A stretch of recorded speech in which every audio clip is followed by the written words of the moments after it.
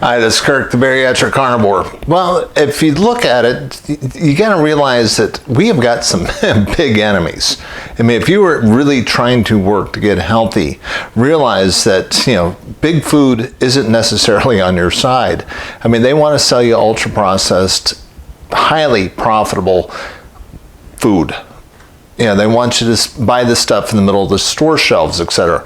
And when you look at it, it's like, wow, how much money do they actually have? Well, believe it or not, we spend $2.5 trillion in this country every single year on food and beverages. Okay, that's some serious cash. And yes, they are not, the highest margin business in the world, but the ultra-processed food is where all the profit is.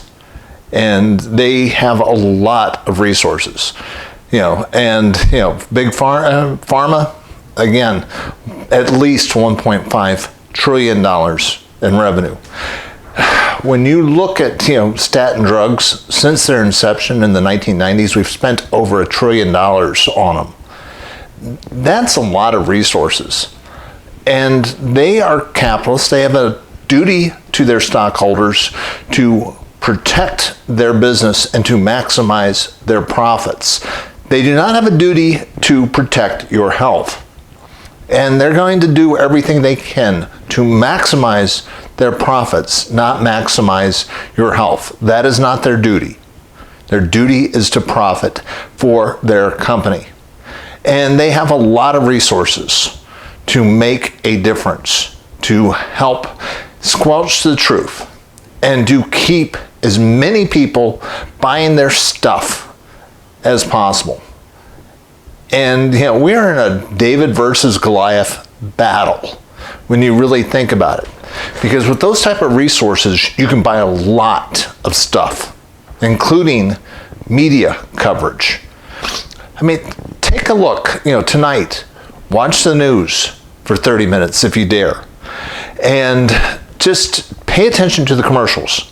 How many of them are pharmaceutical ads? How many of them are big food ads? And you're going to realize something very important when you start doing that. He who pays the piper tends to call the tune. That's why the news no longer talks about health in any meaningful way. They will talk about the latest food product and stuff like that, but not how to get you healthy. And as a result, look at what the country looks like. I mean, 60% of this country is overweight or obese. 60% of this country is a type 2 diabetic or pre-type 2 diabetic, and they are basically the same things. They're still getting the same problems with same basic effect. Most of this country has some sort of chronic disease that requires some sort of medication. And only about 10% of this country is metabolically healthy. They're succeeding, frankly, at our expense. Look, you've got one life. And you got to realize that there are people that are making a fortune and making trillions of dollars on this at your expense, of good health and a healthy life. And it affects every aspect of it. It's not only shortening your life expectancy, but it's keeping a lot of people from having kids. It goes on and on and on. And it's only going to get worse until you learn to fight against it. And one of the ways you can learn to fight against it is to realize the different techniques that they use to sell you crap through the news media. Because they're the guys who control it. So what type of things should you be looking for that you could see that the news media is doing to manipulate you, and how to hide the truth? And I saw this lady on Dr. Drew the other night, and she brought up some really good points that I hadn't really thought of. But when I looked at it, I realized, this is how they are working us over. Number one is whenever there's somebody courageous out there fighting against something, you will start to see them being canceled. It's called an ad hominem attack. And because of the resources of all these different industries, they will dig deep into anybody's past, and virtually anybody has got something that they're not particularly proud of, and they will dig it out and they will attack them.